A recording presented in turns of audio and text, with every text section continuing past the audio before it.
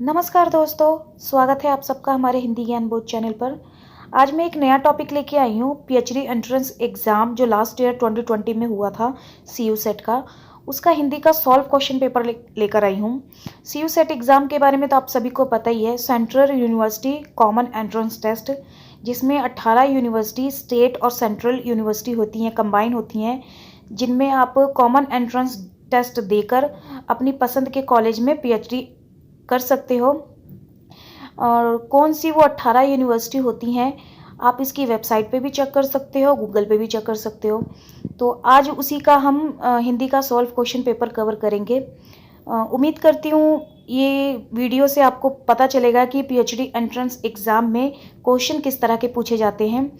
ये question UGC net से थोड़ा सा इजी होता है। मैंने दिया है तो मेरे को थोड़ा इजी लगा, क्योंकि नेट का एग्ज़ाम थोड़ा हाई लेवल का हो जाता है। तो इस वीडियो लेक्चर से आपको थोड़ी तो हिंट मिलेगी कि क्वेश्चन किस तरह के पूछे जाते हैं। तो आज हम इसके क्वेश्चन को कवर करेंगे। इससे पहले अगर आप हमारे चैनल पे नए हैं तो हमारे चैनल को सब्सक्राइब कर ले, वीडियो को एक लाइक कर दे। और ऐसे ही पीएचडी एंट्रेंस एग्ज़ाम के आज मैंने ये पहल स्टार्ट की है, और आगे भी मैं अलग अलग यूनिवर्सिटी से पीएचडी एंट्रेंस के जो क्वेश्चन पेपर है उनको करवाऊंगी अपने वीडियोस के माध्यम से अपने चैनल पर। तो ऐसे ही बने रहे हमारे चैनल के साथ। तो चलिए क्वेश्चन पेपर को कवर करते हैं। तो ये वो क्वेश्चन पेपर है, 1 से 50 तक इसके फर्स्ट पेपर का क्वेश्चन होता है, जिसमें रिसर्च मैथोलॉजी ये सब होते हैं। और 51 से 100 तक सेकंड पेपर यानी हमारा सब्जेक्ट होता है। तो चलिए अपना सब्जेक्ट हिंदी के क्वेश्चन को कवर करते हैं, जिसमें पहला प्रश्न है, हिंदी क्रियाओं में कितने पुरुष लिंग और वचन होते हैं। इसमें ये 4 विकल्प दिए हुए हैं, तो मैं विकल्प को नहीं पढ़ूंगी। मैंने इसके उत्तर को हल कर दिया है। तो आप अगर आपको कोई कमी लगे, कोई गलत लगे, तो मुझे कमेंट सेशन में कमेंट करके बताइएगा। वैसे मुझे नहीं लगता कोई मैंने ऑप्शन यहाँ पे गलत चूज़ किया है, सारे मैंने सही ही किए हैं। और चलिए पहले प्रश्न का जो सही उत्तर है वो है बी, 3 पुरुष होते हैं हिंदी क्रियाओं में, 2 लिंग और 2 वचन होते हैं। दूसरा प्रश्न, न वर्ण का उच्चारण स्थान कौन सा है। तो इसका सही उत्तर हो जाएगा दंत्य। तीसरा प्रश्न, स्पर्श व्यंजनों के कितने वर्ग हैं। ये 4 विकल्प दिए गए हैं, जिसमें सही उत्तर हो जाएगा 5। अगला प्रश्न, मालवी हिंदी की किस वर्ग की उपभाषा या बोली है। तो इसका सही उत्तर हो जाएगा राजस्थानी हिंदी। राजस्थानी हिंदी में मालवी हिंदी है। और हिंदी शब्दानुशासन के रचनाकार कौन है, ये 4 विकल्प दिए हैं, जिसमें सही उत्तर हो जाएगा किशोरी दास वाजपेयी। अगला प्रश्न, आचार्य रामचंद्र शुक्ल ने नाथों की संख्या कितनी मानी है। ये 4 विकल्प दिए हुए, देखिए किस तरह से कितने इजी क्वेश्चन पूछे जाते हैं। तो संख्या 9 मानी है रामचंद्र शुक्ल ने।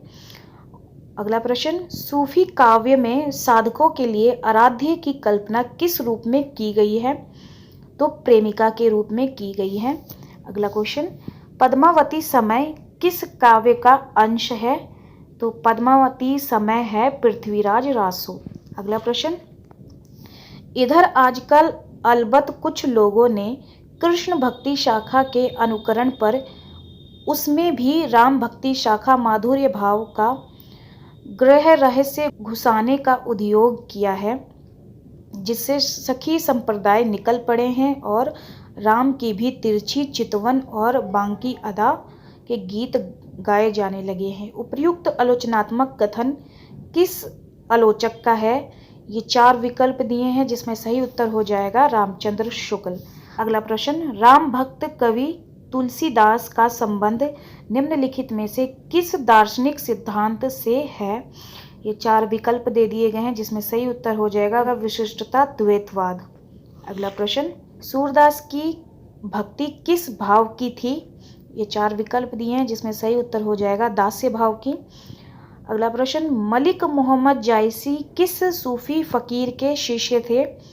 तो ये शेख मुहियुद्दीन। अगला प्रश्न, मैं इसी रास्ते सोचने का प्रस्ताव करता हूँ, मतों, आचार्यों, संप्रदायों और दार्शनिक चिंताओं के मानदंड से लोक चिंता को नहीं मापना चाहता, बल्कि लोक चिंता की अपेक्षा में उन्हें देखने की सिफारिश कर रहा हूँ। उपर्युक्त विचार किस आलोचक का है? ये 4 विकल्प दिए हैं जिसमें सही उत्तर हो जाएगा हजारी प्रसाद द्विवेदी। अगला प्रश्न, खेती ना किसान को, भिखारी को ना भीख, बलि बनीक को बनीज, ना चाकर को चाकरी, जीवक विहीन लोग, सिद्धमान सोच बस कहे, एक एकन सो कहाँ जाई का करी, दरिद्रता बेहाली, कृषि और व्यापार की दुर्व्यवस्था तथा बेकारी का उपयुक्त सोचनीय वर्णन किस कवि ने किया है? जिसमें सही उत्तर हो जाएगा तुलसीदास। अगला प्रश्न, सगुण निगुण का तत्व दर्शन द्वंद्व निम्नलिखित में से किस कवि में देखने को मिलता है? तो इसका सही उत्तर हो जाएगा सुंदरदास। अंग दर्पण के रचनाकार कौन है? सही उत्तर है रसलीन। अगला प्रश्न, आचार्य रामचंद्र शुक्ल के अनुसार रीति ग्रंथकार कवि बिहारी लाल का जन्म कब माना जाता है? ये 4 विकल्प दे दिए गए हैं। मुझे ये चारों विकल्प गलत लग रहे हैं, जबकि आचार्य रामचंद्र शुक्ल ने बिहारी लाल का जन्म 1595 से लेकर 1663 माना है। यहाँ 4 विकल्प दिए हुए हैं, चारों के चारों मुझे गलत लगे। आप मुझे बताइएगा कमेंट में कि कौन सा सही होगा इस ऑप्शन के हिसाब से। अगला प्रश्न, निम्नलिखित में से वीर रस के प्रसिद्ध कवि भूषण किसके भाई थे? तो ये चिंतामणि के भाई थे। अगला प्रश्न, विराग उत्पन्न होने पर वृंदावन जाकर घनानंद किस संप्रदाय के वैष्णव हो गए? तो वो हो गए निम्बार्का संप्रदाय की। राधा वल्लभ संप्रदाय की स्थापना किसने की? तो ये की हित हरिवंश ने। अगला प्रश्न, सुजान चरित्र नामक प्रबंध काव्य में सुजान सिंह उपनाम सूरजमल के पराक्रमपूर्ण चरित्र का वर्णन किस कवि ने किया है? तो ये किया है सूदन ने। अगला प्रश्न, भारतेंदु हरिश्चंद्र के पिता बाबू गोपाल चंद्र किस उपनाम से कविता लिखते थे? तो वो गिरिधर दास उपनाम से लिखते थे। अगला प्रश्न, साफ सुथरी खड़ी बोली में लिखे ग्रंथ भाषा योग वशिष्ठ के लेखक हैं राम प्रसाद निरंजनी। देखिए कितने इजी प्रश्न हैं। तो मोस्टली ऐसे ही प्रश्न पीएचडी एंट्रेंस एग्ज़ाम में पूछे जाते हैं, तो आराम से हो जाता है एंट्रेंस क्लियर। अगला प्रश्न, अपनी कहानी का आरंभ ही उन्होंने इस ढंग से किया जैसे लखनऊ के भाण घोड़ा कुदाते हुए महफिल में आते हैं। यह विचार आचार्य रामचंद्र शुक्ल ने किस लेखक के बारे में कहा है? तो ये कहा है इंशाअल्लाह खां के बारे में। अगला प्रश्न, निम्नलिखित में से भारतेंदु का कौन सा मौलिक नाटक नहीं है? तो वो है विद्या सुंदर। अगर आपने यूजीसी नेट की तैयारी बहुत अच्छे से की है ना, तो आपको पीएचडी एंट्रेंस किसी भी स्टेट की तैयारी करने की ज़रूरत नहीं है, आपको ऐसे ही निकल जाएगा, क्योंकि आपने जो तैयारी की है नेट में वो सफिशेंट है। इसके लिए एक्स्ट्रा तैयारी करने की ज़रूरत नहीं होती, क्योंकि देख सकते हैं एग्ज़ाम में जो क्वेश्चन पूछे गए हैं बहुत ही ईजी हैं।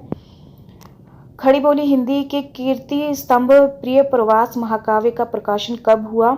तो ये हुआ प्रिय प्रवास महाकाव्य का प्रकाशन 1912 सन में। निम्नलिखित में से कौन सा मैथिली शरण गुप्त का प्रबंध काव्य नहीं है? तो मैथिली शरण गुप्त का प्रबंध काव्य जो नहीं है, यहाँ पे पूछा है नहीं है, तो वो है वैदेही वनवास। अगला प्रश्न, गंगा अवतरण किस का काव्य है? तो ये है जगन्नाथ दास रत्नाकर का। अगला प्रश्न, निम्नलिखित में से कौन सा कथन सही नहीं है? इसमें पूछा है नहीं है, तो इसका सही उत्तर हो जाएगा छायावाद आत्मा और परमात्मा के द्वैत अनुभव की संवेदात्मक अभिव्यक्ति है, ये गलत है।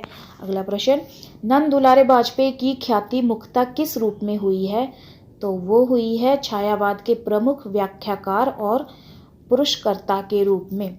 अगला प्रश्न, दिवस का अवसान समीप था, गगन था कुछ लोहित हो चला, तरु शिखा पर थी अब राजती, कमलिनी कुल वल्लभ की प्रभा। उपर्युक्त काव्य पंक्तियां हिंदी के किस साहित्यिक युग की हैं? ये 4 विकल्प दिए हैं जिसमें सही उत्तर हो जाएगा द्विवेदी युग।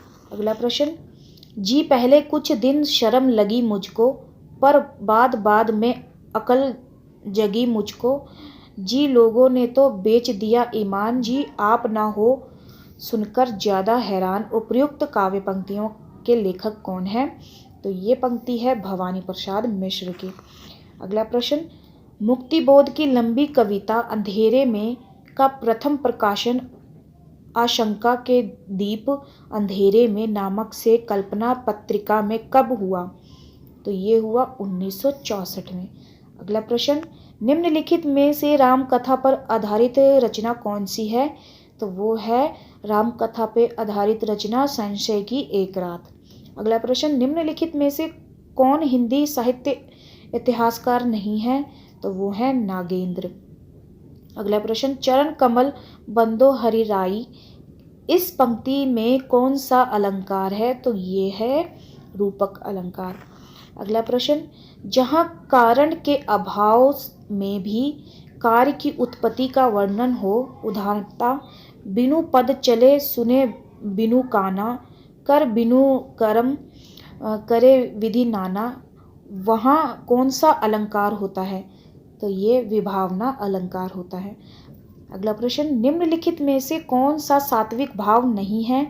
ये 4 विकल्प दिए हैं, जिसमें सही उत्तर पूछा गया है वो है, इसमें पूछा है साहित्यिक भाव नहीं है, तो वो है आवेग, क्योंकि इसमें जो 8 होते हैं इसके सात्विक भाव, वो कौन कौन से हैं? स्तंभ, स्वेद, स्वरभंग, वेप्थु मतलब कंपन, वेवर्ण्य, अश्रुपात, रोमांच और प्रलय, ये सात्विक के 8 भाव हैं। जबकि ये जो 3 हैं विकल्प में, ये सात्विक भाव हैं लेकिन आवेग नहीं है। अगला प्रश्न, निम्नलिखित में से कौन सी नाट्यवृत्ति नहीं है? तो ये आहार्य नाट्यवृत्ति नहीं है। काव्य शोभाया कर्तारो धर्मा गुणा, काव्य गुण की उक्त परिभाषा किस आचार्य ने की है? तो ये की है आचार्य वामन ने। अगला प्रश्न, गोदान में मिस्टर मेहता क्या है? दर्शन शास्त्र के अध्यापक। अनंत देवी और भट्टार्क किस नाटक के पात्र हैं? तो ये स्कंदगुप्त नाटक के पात्र हैं। अगला प्रश्न, जिस प्रकार आत्मा की मुक्त अवस्था ज्ञान दशा कहलाती है, उसी प्रकार हृदय की यह मुक्त अवस्था रस दशा कहलाती है। यह मत हिंदी के किस आलोचक का है? तो ये रामचंद्र शुक्ल का मत है। दोस्तों, अगर आप ऐसे ही पीएचडी एंट्रेंस की सॉल्व क्वेश्चन पेपर चाहते हैं तो हमारे चैनल के साथ ऐसे ही जुड़े रहें, और मैं ऐसे ही पीएचडी एंट्रेंस एग्ज़ाम की अपडेट और असिस्टेंट प्रोफेसर की अपडेट भी देती हूँ, साथ में नेट की तैयारी भी करवा रही हूँ। तो अगर आप चाहें तो हमारे चैनल के साथ जुड़ सकते हैं, अगर आपको कंटेंट पसंद आता है तो। अगला प्रश्न, नामवर सिंह ने नई कहानी की पहली कृति किसे मानी है? तो वो मानी है परिंदे को। अगला प्रश्न, मनिक मुल्ला किस कथाकार के चरित्र सृष्टि है? तो वो है धर्मवीर भारती। निव्यक्तता की अवधारणा किस पश्चिमी साहित्य शास्त्री से संबंधित है? तो वो है टी.एस. इलियट। अगला प्रश्न, पथ के साथी किस विधा की रचना है? तो यह है संस्मरण।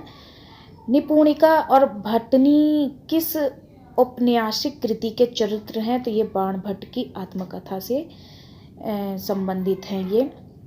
दलित लेखन का वैचारिक आधार क्या है? अम्बेडकरवादी दर्शन। अगला प्रश्न, कछुआ धर्म के निबंधकार कौन है? तो ये हैं चंद्रधर शर्मा कुल्लेरी, जिनका कछुआ धर्म ये निबंध है। तो ये था आज का video lecture. PhD entrance exam के क्वेश्चन पेपर मैंने यहाँ सॉल्व कराए। उम्मीद करती हूँ पसंद आया होगा आप सभी को। और ऐसे ही अगर आपको चाहिए पीएचडी एंट्रेंस एग्ज़ाम के क्वेश्चन पेपर तो मुझे कमेंट सेशन में कमेंट करके ज़रूर बताइएगा। और इस वीडियो को लेकर अपनी फीडबैक मुझे कमेंट सेशन में कमेंट करिए और वीडियो को एक लाइक कर दीजिए। तो चलिए फिर मिलते हैं एक नई वीडियो में एक नए टॉपिक के साथ। धन्यवाद।